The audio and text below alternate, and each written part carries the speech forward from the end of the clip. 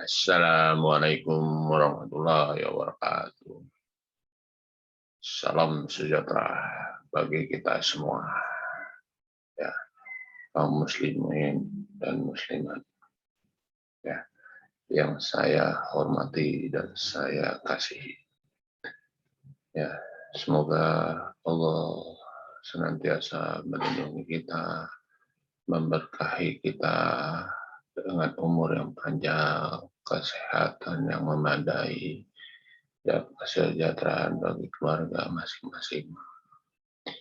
Oke, topik kita kali ini membahas mengenai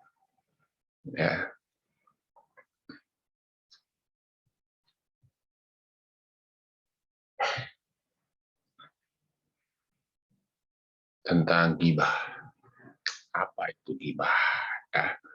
Ghibah itu membicarakan hal-hal yang negatif ataupun positif orang lain yang tidak ada kehadirannya di antara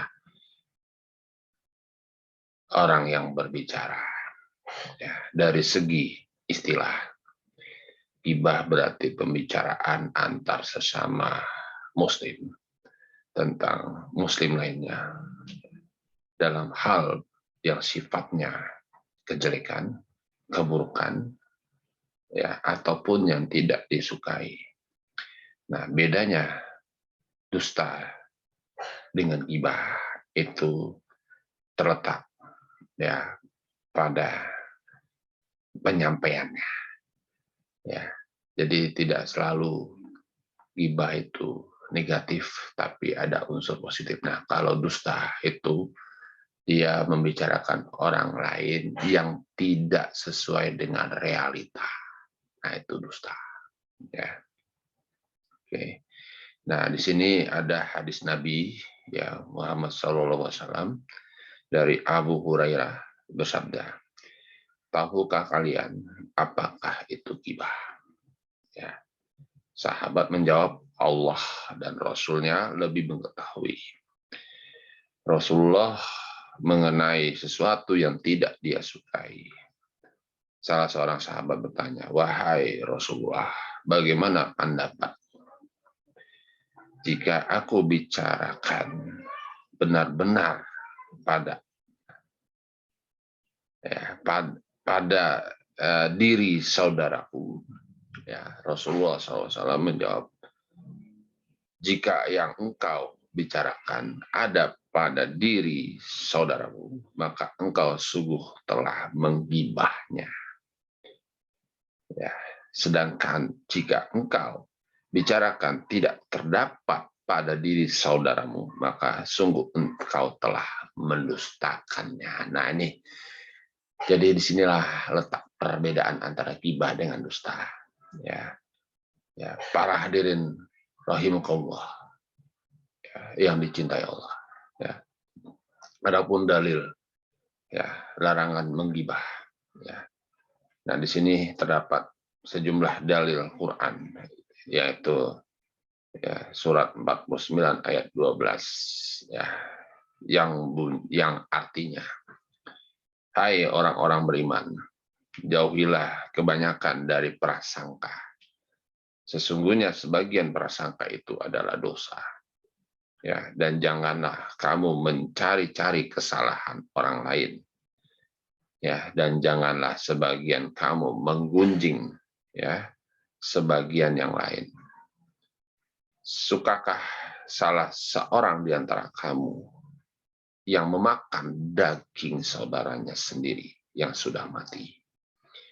Maka tentulah kamu merasa jijik kepadanya, dan bertakwalah kepada Allah. Sesungguhnya Allah Maha penerima taubat lagi Maha penyayang. Nah, ini surat 49 ayat 12.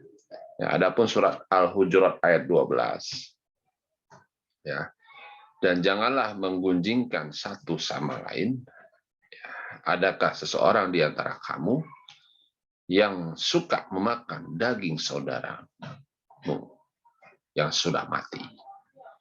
Maka tentulah kamu merasa jijik kepadanya dan bertakwalah pada Allah, sesungguhnya Allah Maha Penerima Taubat dan Maha Penyayang. Jadi para hadirin, para pemirsa, para netizen yang saya hormati. Jadi gibah ini sudah jelas, ya.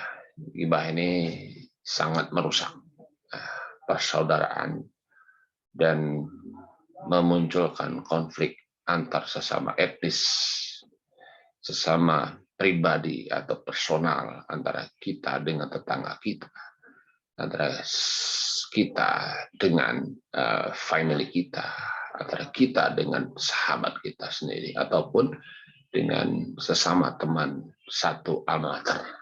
Ya. Nah, jadi gibah ini ya itu dapat ya memicu konflik yang lebih besar dan bisa memecahkan persatuan dan kesatuan antar bangsa. Ya. Nah, adapun dalil hadis yang lain yang membicarakan tentang gibah, ya itu menurut hadis riwayat Abu Daud, ya, yang diriwayatkan oleh Zaid bin Zaid, ya, bersabda Rasulullah, ya, sesungguhnya riba, ya, sesungguhnya riba yang sesungguhnya, ya, sesungguhnya gibah, ya, sesungguhnya gibah yang paling bahaya adalah ucapan dalam membicarakan keburukan seorang muslim dengan cara yang tidak benar. Nah, jadi maksud dari hadis Abu Daud, ya, riwayat Abu Daud, ya, ini kalau kita mengkritik orang, ya, mengkritik orang itu harus berdasarkan fakta, dan itu pun cara penyampaiannya harus logis dan santun. Artinya, ya kalau kita ingin mengingatkan seseorang teman yang menurut kita melenceng dari segi akhlaknya, ya sebaiknya kita japri, kita personal, jangan kita umbarkan ya di grup, ya jangan kita postingin di medsos misalnya. Nah, itu jatuhnya kita sudah gibah, ya artinya gibah intinya menjelek-jelekan lah, ya. Tapi dari sini, dari sudut pandang lain, gibah itu diperbolehkan dengan cara yang santun, ya tadi yang saya bilang melalui japri, ya, ataupun ya melalui teman-teman yang dianggap dekat sama dia. Nah, itu. Jadi itu yang mungkin bisa menyadarkannya kalau dia emang berbuat hal-hal yang keliru atau dari segi akhlak dia melenceng. Ya. Oke, ya. Hadis lain yang menyatakan, ya itu dari sekarang dari Ahmad, dari Jabir, ya, dari Jabir bin Abdullah. Kami pernah bersama Nabi, tiba-tiba tercium bau busuk yang tidak mengenakan.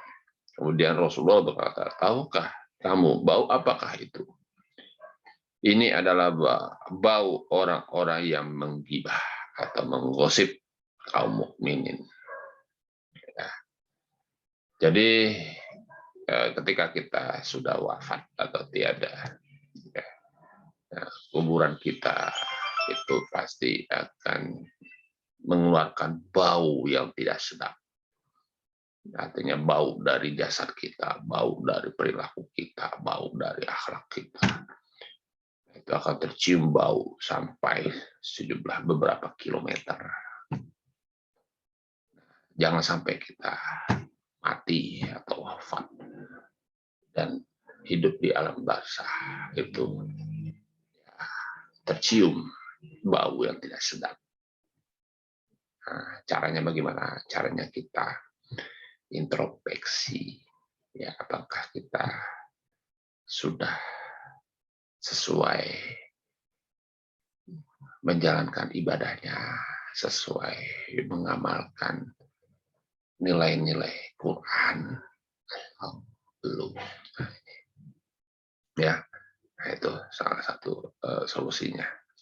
Kemudian ada gibah yang diperbolehkan. Nah, sini menurut hadis Muslim ya yang menyatakan Allah tidak menyukai ucapan buruk yang diucapkan dengan terus terang kecuali oleh orang yang dianiaya. Ya, artinya Allah ini lebih mempercayai orang yang dianiaya ketimbang orang yang tidak dianiaya. Ya. Allah adalah Maha Pendengar lagi Maha Mengetahui. Sedangkan Nabi Muhammad dalam sebuah hadisnya, setiap umatku ya akan dimaafkan kecuali para mujahir. Mujahir. Apa itu mujahir? Orang-orang yang menampakkan perilaku dosanya untuk diketahui secara umum. Jadi orang yang berbuat dosa itu ya dimunculkan oleh Allah ke hadapan dunia, ya. Artinya orang yang selalu berbuat dosa, misalkan mabuk, berzina, ataupun ngebully, ataupun menggibah orang, misalkan, ya, ataupun memfitnah, menuduh orang tanpa data. Nah, ini yang akan ditampilkan oleh Allah secara umum. Jadi dia akan terbuka sendiri aibnya oleh Allah. Ya. Oke. Nah, adapun gibah yang diperbolehkan di sini ada namanya tazalum. Ya.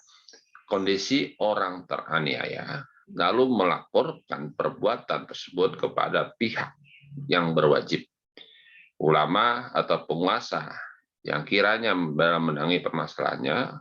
Allah berfirman, ya, Allah tidak menyukai ucapan buruk yang diucapkan dengan terang, ya, artinya dengan jujur, kecuali orang-orang yang dianiaya.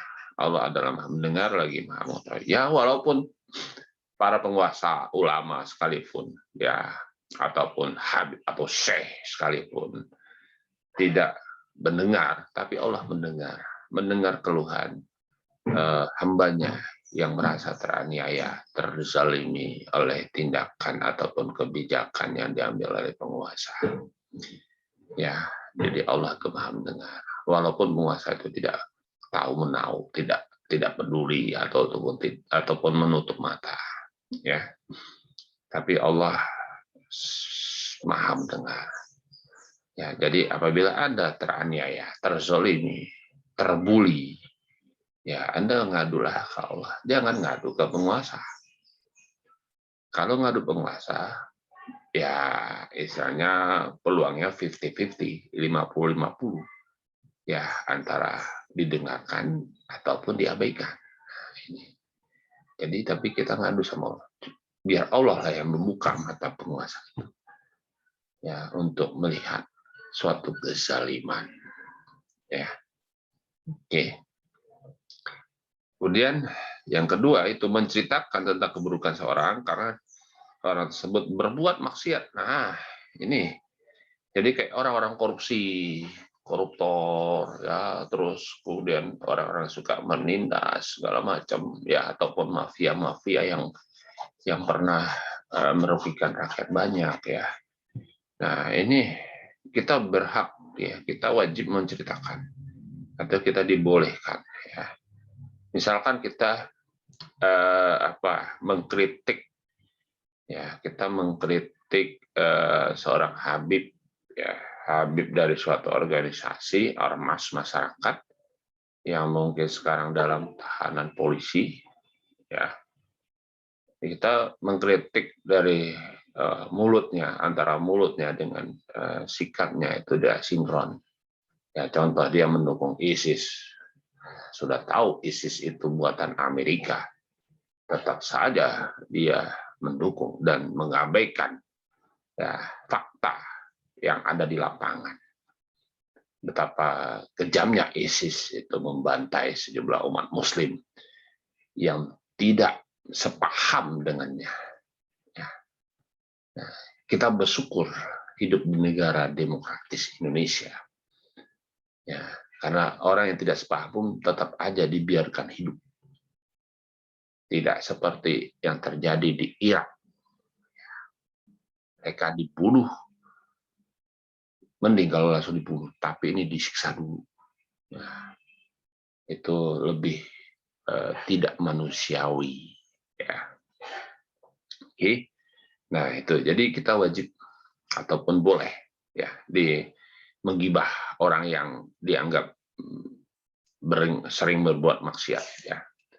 Ya, seperti ya salah satu mantan pemimpin nasional ya yang keluarganya notabene hidup dari penderitaan rakyat atau rampasan dari kekayaan negara ya. Nah, ya Anda tahu sendirilah ya, keluarga salah satu pemimpin nasional ya setelah BK ya. BK ini apa? Bung Karno ya, gitu. Jadi para netizen sudah bisa menebak siapa mantan pemimpin nasional ya. Oke. Nah, di sini ada dalam hadis Muslim, barang siapa di antara kalian yang melihat kemungkaran, maka hendaklah ia merubahnya ya dengan tangannya. Jika tidak mampu, maka dengan lisannya. Jika tidak mampu, maka dengan hatinya. Nah, ini jadi bagi keluarga koruptor atau narapidana korupsi ya, kita berhak untuk ya meminta pertanggungjawaban mereka dalam hal ya mengembalikan sejumlah kekayaan negara yang dirampoknya. Untuk apa? Untuk kepentingan dirinya sendiri, ya kepentingan keluarganya ataupun untuk kepentingan umat. Ya. Nah, untuk diri sendiri dan keluarganya itu akan terhindar dari api neraka. Makanya ada dalam suatu surat ya yang menyatakan peliharalah keluargamu dari api neraka. Peliharalah keluargamu dari api neraka. Ya, maksud dari surat ini kita ya umat muslim ya berupaya menjaga supaya sanak famili kita tidak masuk neraka atau tidak tersentuh oleh lidah api neraka. Ya. Sangat intinya sangat seram kalau kita ke neraka. Ya. Apalagi menyentuh lidah apinya itu sangat mendidih, panas. Nah, makanya saudara-saudari muslimah dan muslimin yang saya hormati, kita dalam bermasyarakat berupaya menjaga lisan kita supaya apa? Lisan ini terjaga dengan baik. Jangan sampai kita menyakiti saudara kita sesama mukmin. Ya, itu. Nah, gibah ini termasuk menyakiti. Ya, ataupun dalam bentuk mencemarkan nama baik. Ya, tanpa ada data yang mendukungnya. Data, artinya data, rekam jejak. Rekam jejak dia melakukan penyimpangan, melakukan korupsi, melakukan penindasan, melakukan kezaliman, dan sebagainya. Ya, oke. Nah, itu ya tadi yang gibah yang kedua ya. Nah, berikutnya, saat meminta fatwa. Nah, dalam sebuah riwayat ya, Hindun ya binti Utbah istri Abu Sufyan ya mengadu pada Rasulullah, wahai Rasulullah, suamiku adalah seorang yang bakhil, dia tidak memberikan aku uang yang cukup untuk memenuhi kebutuhan keluarga atau rumah tangga kami, kecuali yang aku ambil dari simpanannya dan dia tidak mengetahui. Apakah perbuatanku itu dosa? Rasulullah jawab, ambillah darinya sesuatu yang dapat memenuhi kebutuhan keluargamu dengan cara yang baik. Artinya Cara yang baik itu maksudnya dia harus izin kepada suaminya, ya, minta untuk nafkah anak-anaknya, untuk buat anak-anaknya. Jangan main sembunyi-sembunyi. Jadi dia ngambil tabungan suaminya tanpa sepengetahuan suaminya. Itu nggak boleh. Itu yang tidak benar. Nah, ini maksud dari Rasulullah. Jadi harus tetap dia bicara secara terus terang mengenai ya kebutuhan keluarganya. Ya, yang keempat, ya untuk memberitahukan atau memperingatkan akan adanya suatu bahaya. Nah, dalam riwayat Fatimah binti Qais radhiyallahu anhu hendak dipinang oleh Muawiyah bin Abu Jam, ya, dan Abu Jam. Dia Fatimah memberitahukan tersebut pada Rasulullah. Dan Rasulullah bersabda, adapun Muawiyah, ia adalah orang yang sangat miskin. Dan Abu Jam adalah orang yang ringan tangan. Jadi ketika si Fatimah ini anaknya Rasulullah itu menentukan jodohnya, dia minta pandangan dari Rasulullah ayahnya, ya, tentang calon pendamping hidupnya si Fatimah ini. Apakah orang ini di antara dua orang itu mana yang baik? Nah, lalu si Fatimah pilih siapa? Muawiyah, karena dia miskin. Artinya miskin di sini adalah miskin secara materi, tapi tidak miskin secara iman. Ya, nah ini maksudnya. Ya. Nah, gitu juga misalkan mabuk, berjudi, mencuri dan sebagainya juga terhadap orang-orang yang menunjukkan permusuhan terhadap yang lain, terhadap Islam, ya. Artinya orang-orang yang suka menjelek-jelekan Islam, ya, suka mengkerdilkan Islam, ya, suka membatasi ruang gerak Islam. Nah kayak orang membatasi ya ibadah ke masjid, nah itu berhak kita gibahin, ya. Terus membatasi orang, ya istilahnya ya apa membatasi ruang gerak, ya, ataupun interaksi sesama mukmin, ya, itu menggibah. Nah, tapi di saat COVID gini membatasi bukan berarti menzalimi. Membatasi artinya ingin apa istilahnya memelihara, ya, ingin memelihara ya tersebarnya virus COVID di antara sama manusia. Nah, hal ini bukan dimaksudkan untuk gibah, tapi ini untuk kebaikan umat. Ya. Nah, banyak sekali para ya politisi yang memplesetkan bahwa itu zalim segala macam, itu sangat naif menurut saya, naif, ya. Karena dia tidak tahu ya apa dampaknya kalau kita tidak membatasi interaksi manusia, ya, tidak membatasi jika kita tidak membatasi ya kerumunan. Nah ini jadi para netizen harap dicermati, ya.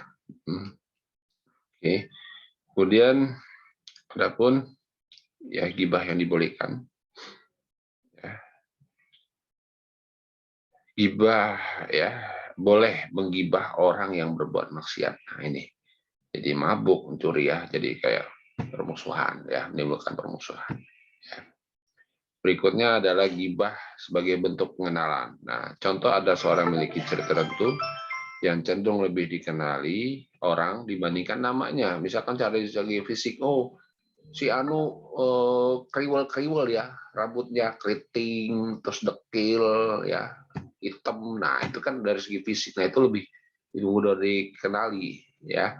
Nah, gibah itu apa istilahnya, gibah itu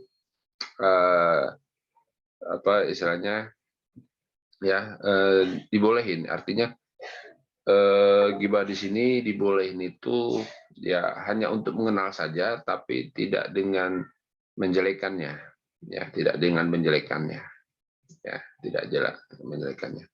Ya, kalau dekil hitam, nah itu kan jelek, ya. Tapi yang maksudnya di sini ya gibah yang sebagai pengenalan, oh dia ternyata orangnya sarkas, ya, misalkan. Oh ternyata orangnya anti toleransi. Oh, orangnya ternyata seperti itu. Nah, itu tuh boleh. Ya, itu boleh. Ya. Oke. Ya. Nah, seperti misalkan kayak orangnya terlalu fanatik gitu ya. Nah, itu boleh. Itu boleh. Fanatik terhadap suatu imam misalkan, dalam seorang imam misalkan. Nah, itu boleh. Ya. Kemudian adapun bahaya ghibah dalam pandangan Islam, ya. Itu ya. Jadi ghibah ini merupakan perbuatan tergolong dalam dosa besar sebagaimana Imam Al-Qurtubi mengungkapkan dalam kitab Al-Jami lil Hakam Al-Qur'an bahwa ghibah itu sebanding dengan dosa zina, ya, pembunuhan, dosa besar lainnya. Sedangkan menurut Hasan Al-Basri, perbuatan bergunjing itu lebih cepat merusak agama. Nah, ini. Jadi menggunjing, ya, menggunjing ulil amri. Ya, setiap kali dia ngambil kebijakan digunjing. Ya, disindir. Ya, dijelek-jelekin. Ya, istilahnya dirusak nama baiknya, ya. Nah, ini orang-orang seperti ini akan mendapatkan murka Allah, ya. Jadi seorang muslim yang mempergunjingkan saudaranya yang dalam hal bukan ghibah atau ghibah yang diperbolehkan, sama saja dia telah menghina nama ciptaan Allah. Ya, kayak cuma hitam, jelek, dekil, nah itu kan nggak boleh, itu berarti menjelekkan ciptaan Allah. Nah, itu yang dapat murka dari Allah, ya. Kemudian hatinya menjadi keras. Nah, ghibah itu ya di mana bibirnya terasa manis, diberi manisnya madu, ya. Jadi intinya ya hatinya akan menjadi keras, batu. Jadi percuma saja kita memberikan pandangan, persepsi, oh ternyata ini salah, itu salah. Tetap aja kalah apa? Karena dia sudah dikeraskan hatinya oleh Allah, ya, tanpa dia sadari, ya. Kemudian memicu terjadi perpecahan atau pertikaian. Nah, ini akan lebih sering konflik ghibah ini, ya. Oke, kemudian berani berbuat maksiat. Nah, ini. Jadi berbuat sekendaknya. Jadi dia mengatasnamakan agama, dia menindas umat yang lain, misalkan umat Kristiani, memancung kepala atau memenggal kepala umat Kristiani di sejumlah daerah yang atasnamakan Islam. Nah, ini juga termasuk dari berbuat maksiat atau pembunuhan yang sadis, ya. Nah, ini akan mendapatkan murka Allah. Ya, sudah terbukti kan? Ya, organisasinya sudah dibekukan oleh pemerintah. Ya, orang-orangnya sudah dikerdilkan, ya, sudah diisolasi, sudah dikarantina, ya, ataupun dipinggirkan, ya, tidak mendapatkan perhatian dari pemerintah dan sebagainya. Nah, ini sudah ada murka Allah, cuma mereka tidak sadar. Dan adapun mereka membuat lagi, ya, ormas yang dengan nama yang sama, simbol yang mungkin simbol berbeda, tapi namanya sama. Nah, itu tetap aja nanti akan mendapatkan murka Allah, ya, waspada itu, ya. Oke. Kemudian menyiapkan amal ibadah seorang muslim. Nah, ini. Jadi dengan ghibah itu akan merontokkan amalan ibadahnya, ya, akan merontokkan. Ya, Allah menjadi murka, jelas, ya. Murka Allah itu bisa melalui bencana, bisa melalui musibah yang akan menimpa masing-masing personal yang menggibah orang lain. Gitu. Ya. Jadi ya semoga ya jadi ghibah ini secara garis besarnya, ya, ada yang dibolehkan, ada yang tidak boleh. Nah, yang dibolehkan seperti tadi yang saya sebutkan, ya, karena kejelekannya, karena dia sering berbuat maksiat, ya, itu boleh kita ghibah. Karena ghibah itu sebagai bentuk pengenalan. Oh, ternyata orangnya fanatik. Oh, ternyata orangnya sarkas. Oh, ternyata ini boleh. Ya, jadi hanya cukup untuk mengenali saja, tapi tidak dengan menjelekkan pribadinya. Gitu. Ya. Baik, sekian dari saya. Ya, semoga bermanfaat. Ya, tausiah subuh udah mungkin subuh sudah menjelang duha. Terima kasih atas perhatiannya. Wassalamualaikum warahmatullahi wabarakatuh.